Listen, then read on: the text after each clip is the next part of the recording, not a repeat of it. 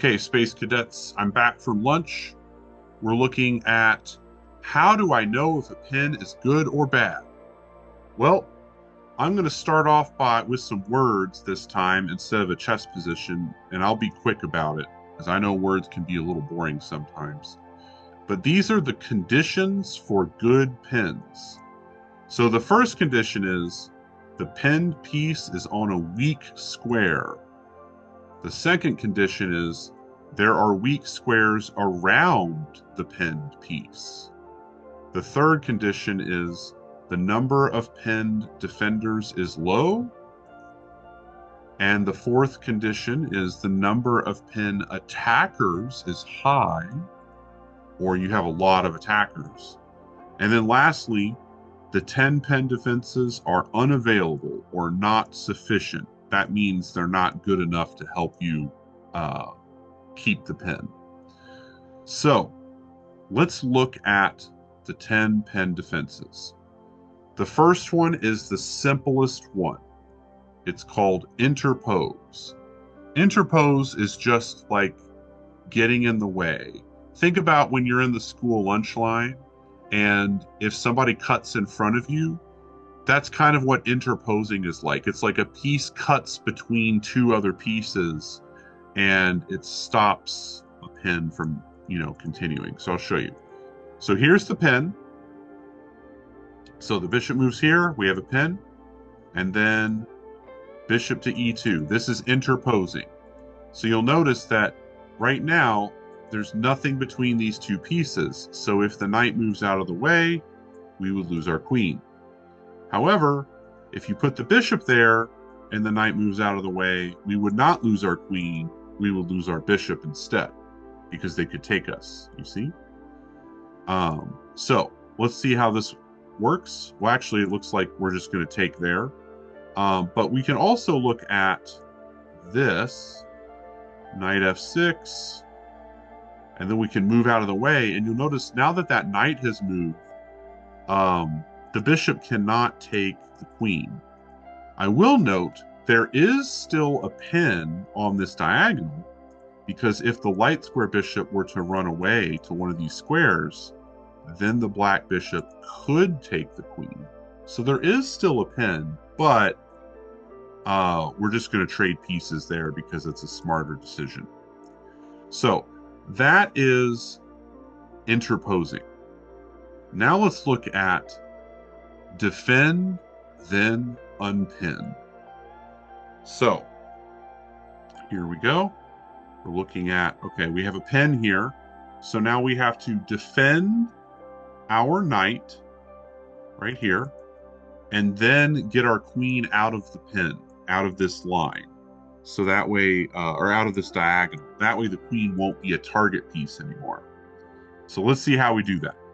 So we bring our knight to there. So now our d2 knight defends our f3 knight.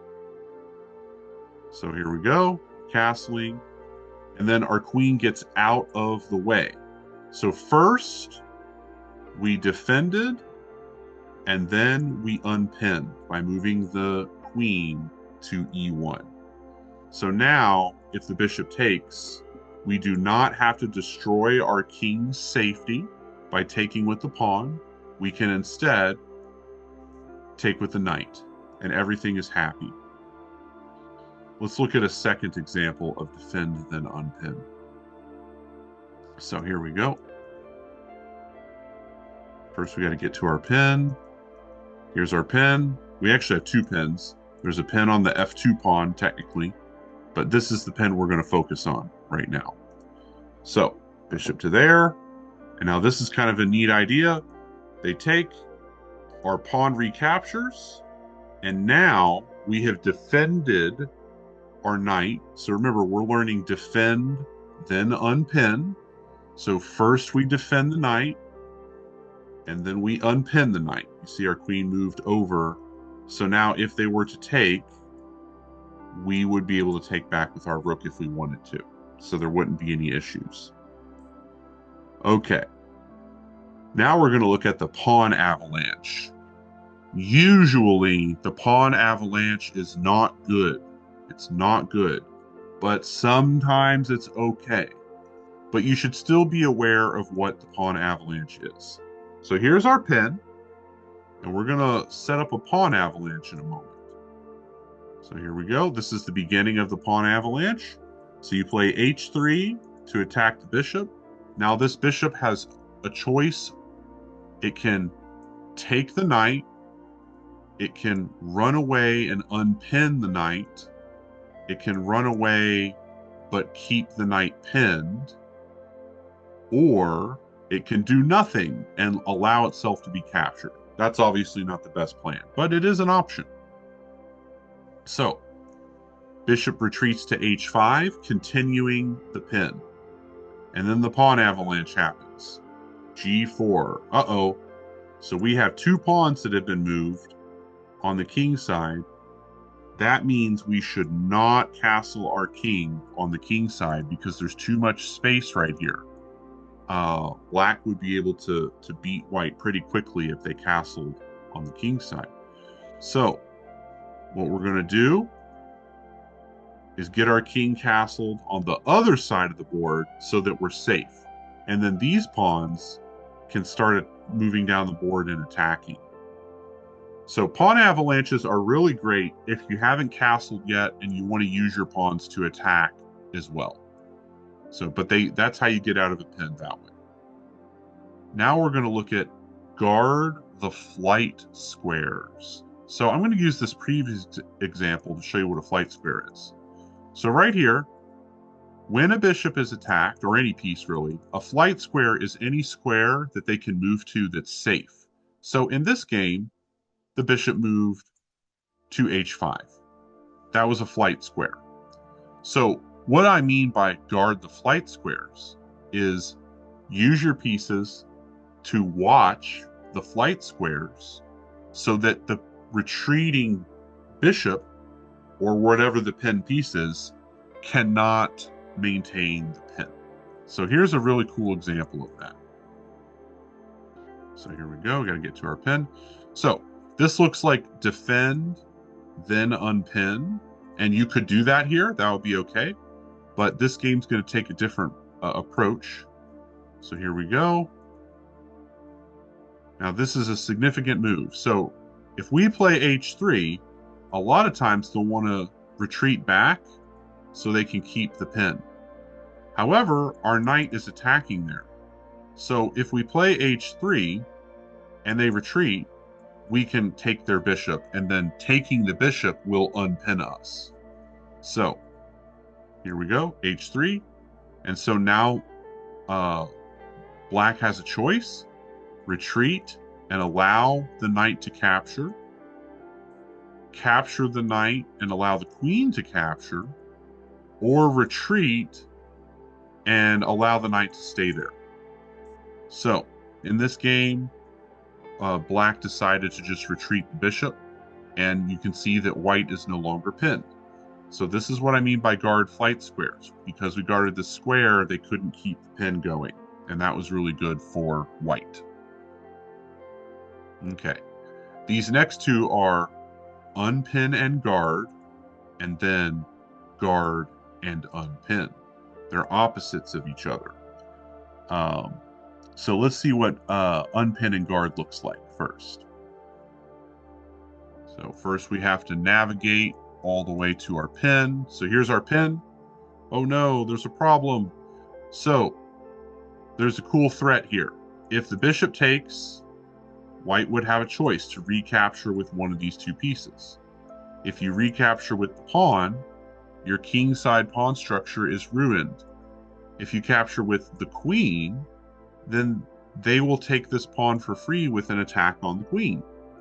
So that's what this pin is doing. It's weakening the d4 square because the knight cannot recapture here.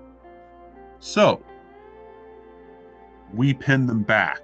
Aha! So we also use a pin. So now the knight, because this is an absolute pin, because this is the king, this knight cannot move and try to take this pawn at any point. So a6, bishop takes, pawn takes. So now there's no more knight pressuring the d4 square. So that's very good. queen to d3. And this is the unpin and guard situation. So we're pinned and we want to get out of it. So what we do is we move forward so that our queen is not, or our knight is no longer pinned, but it is still defended by the queen. So if the bishop were to take, we could still recapture with the queen, and that would be great. Okay, now let's look at guard and unpin. Remember, these are opposites. So first, in that one, you unpin first while guarding, and in this one, you're going to guard and unpin at the same time. So watch this. We have a bishop right here. It is pinned to the queen. So if that bishop were to move, we would be able to take the queen if we were playing black. However, the bishop has two moves, here or here. Watch this. Boom. So we did move the pin piece, but the pin piece moved to where it can guard the queen. So if black decides to take, white can recapture, and that would be just enough for white to be able to win that game. So guard and unpin and guard are two different ways out, and they're slightly opposite, but you know, they're useful. Defense number 7, unpin with check. Okay, so unpin with check just means when you're pinned, you can, especially if it's a relative pin. If it's an absolute pin, you can't unpin yourself with a move. But here it's a relative pin because there's no problem for us to lose our queen if we run the knight. At least no problem as far as the rules of chess are concerned. There's obviously a problem with giving away the queen, but watch this. So as we move our pieces, we're going to so actually, yeah, right here is very important. So this pawn is defending this bishop.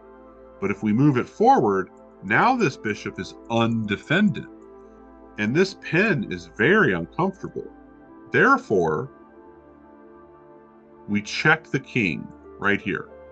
And you'll notice that, yeah, they can see our queen, but they can't take it because they're in check. Remember, check is the most forcing move in chess. You have to check. Anytime you're in check, you have to get out of check.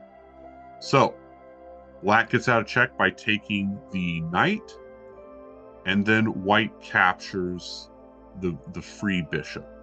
So that way, it was kind of like a piece trade. Both sides got a piece that was worth 3 points. So, that's very good.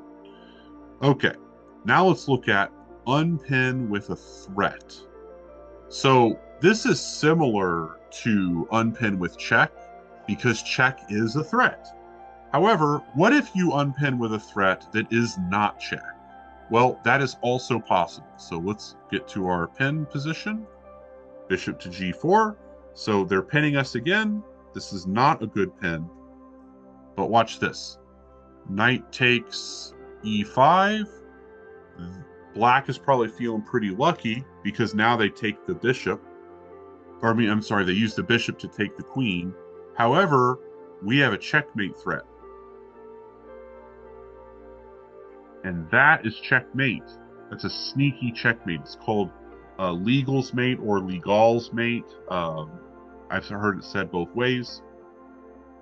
And yes, white lost their queen, but black got checkmated.